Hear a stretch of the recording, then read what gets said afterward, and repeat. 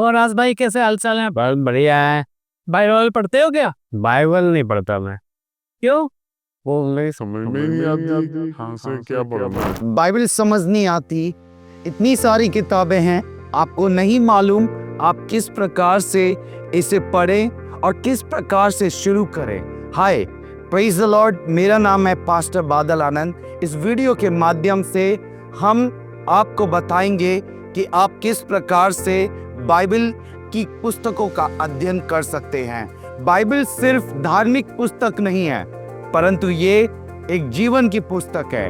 ये एक पवित्र शास्त्र है जो पापियों के जीवनों को बदल देता है और पवित्र बनाती है।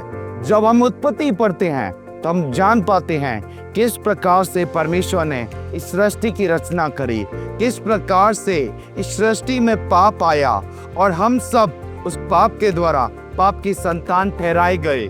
किस प्रकार से परमेश्वर ने अपने दास अब्राहम को वायदा और आशीष दी। जब हम निर्गमन पढ़ते हैं तो हम जान पाते हैं कि किस प्रकार से परमेश्वर ने मूसा के द्वारा इजरायलियों को मिस्र की गुलामी से छुड़ाया। जब हम लेवी व्यवस्था पढ़ते हैं तो हम जान पाते हैं कि परमेश्वर अति पवित्र है और हम कैसे उसके समीप आ सकते हैं। जब हम गिनती पढ़ते हैं तो हम जान पाते हैं कि कैसे शिकायतें और कुड़कुड़ाहट हमें पीछे रोक लेती है। जब हम व्यवस्था बाइबल पढ़ते हैं तो जान पाते हैं मूसा द्वारा दी गई अंतिम शिक्षा, आज्ञा पालन, प्रेम और आशीष के जीवन की पुकार। जब हम यहोशू, न्याय, रूत, पहला दूसरा शमूएल, पहला दूसरा राजाओं, पहला दूसरा इतिहास, एजरा, नहम्याह, एस्तर तक किताबों को पढ़ते हैं तो हम जान पाते हैं ये पुस्तकें इतिहास की किताबें हैं और इन किताबों में हम परमेश्वर के उस गुप्त हाथ को देख पाते हैं। किस प्रकार से परमेश्वर ने राजाओं के जीवनों में कार्य किया, किस प्रकार से परमेश्वर ने अपने लोगों के जीवनों में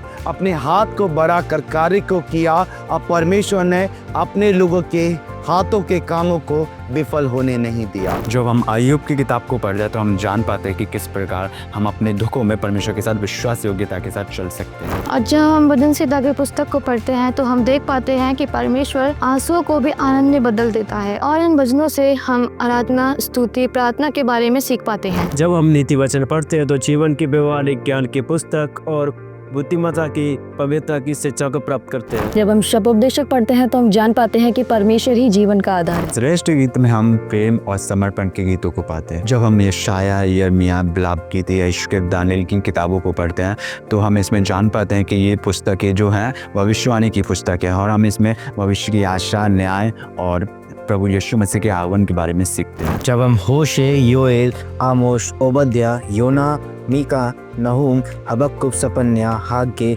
जकर्या और मलाकी इन पुस्तकों को पढ़ते हैं तो हम जान पाते हैं कि परमेश्वर का दिन आने वाला है और परमेश्वर न्यायी है और साथ ही परमेश्वर दयावंत और क्षमा करने वाला है। नया नियम, मत्ती, मरकुस, लूका, यूहन्ना।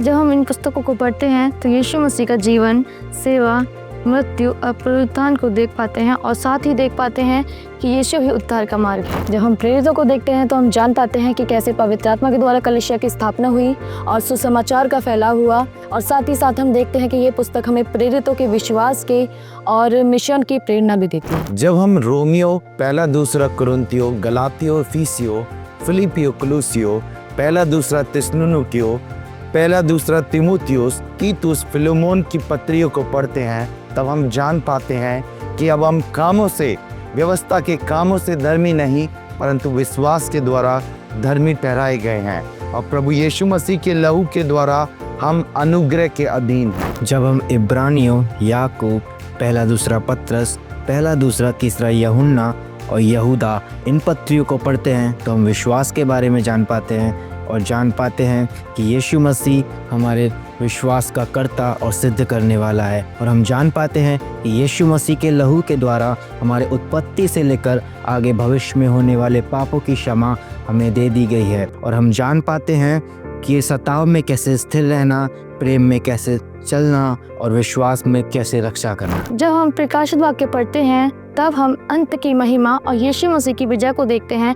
यीशु मसीह विजेता है, अंत के दिन में वह नया स्वर्ग और नई पृथ्वी बनाएगा। तो यहाँ तक हमने 66 पुस्तकों को देखा कि पुराना और नया नियम हमें क्या सिखाता है। पुराना नियम हमें पाप, व्यवस्था, न्याय और मसीह का आगमन दिखाता है। और नया नियम हमें मसीह में उद्धार, अनुग्रह, आत्मा का जीवन और अंत की आशा दिखाता है। अगर आपने खुद को इन बातों में पाया तो दिल से प्रार्थना जरूर करें, क्योंकि परमेश्वर आपके जीवन को आज ही बदल सकता है। प्लीज़ इस चैनल को लाइक, शेयर, सब्सक्राइब जरूर करें ताकि ये सच्चाई और लोगों तक पहुंच सके। Praise the Lord.